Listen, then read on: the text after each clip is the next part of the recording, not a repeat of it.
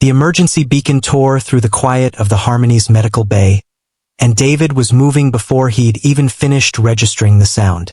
As chief medical officer, he was used to urgent calls. But something about this one made his pulse spike. The signal was coming from the Zephirian quarter, a part of their mixed-species vessel that few humans ever set foot in.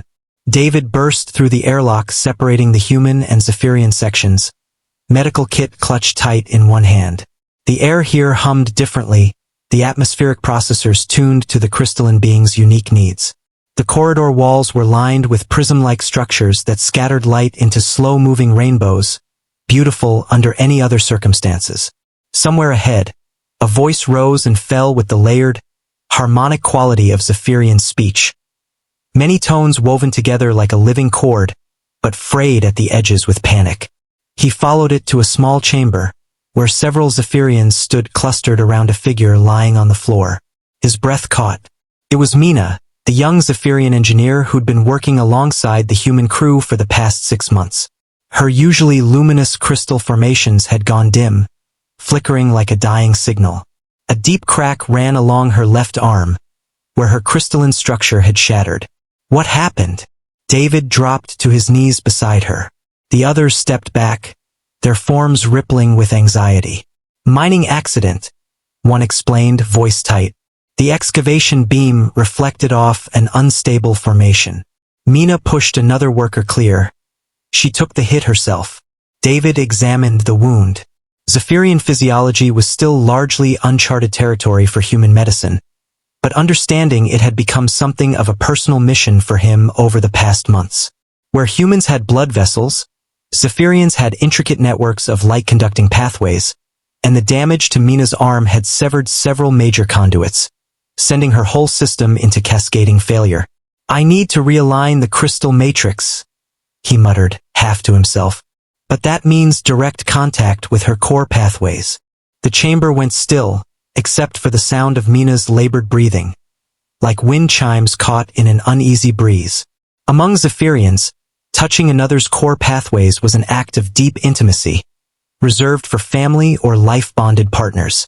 For an outsider to attempt it was unheard of.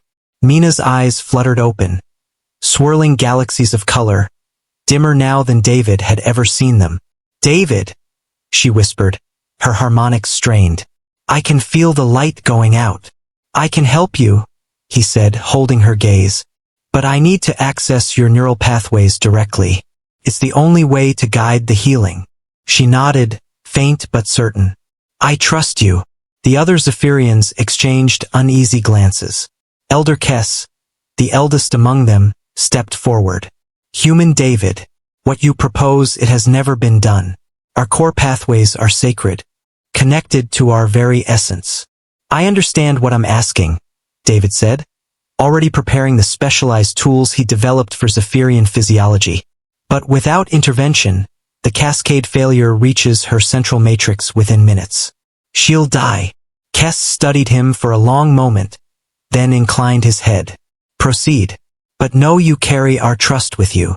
David positioned his hands over the damaged arm, his modified sensors picking up the fine lattice of light beneath her crystalline skin. Carefully, precisely, he began realigning the fractured pathways. That's when something unexpected happened.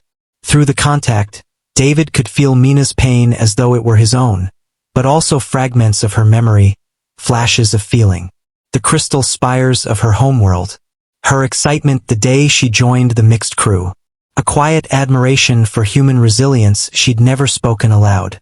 Then his hand slipped. Instead of staying on the damaged pathways, his palm pressed briefly against her central consciousness node, the nearest thing her people had to a soul. The connection that opened was immediate, overwhelming. For one terrifying second, David felt himself dissolving into her. Thoughts, fears, hopes, all of it rushing through him at once. But instead of resisting the intrusion, her consciousness met his. Something passed between them that felt less like an accident and more like a gift neither of them had asked for. He saw himself through her eyes, not as an intruder, but as someone who'd risked everything without hesitation. He felt her gratitude, her trust, something underneath both of those that didn't have a word in either of their languages. And in that instant, David understood. The slip had created something that had never existed before, a neural bridge between a human mind and a Zephirian one. The healing light surged stronger, guided now by more than just his training. The crack in Mina's arm began to knit shut, new crystal growing in to bridge the fracture. Color flooded back into her, warm and steady, lighting the whole chamber.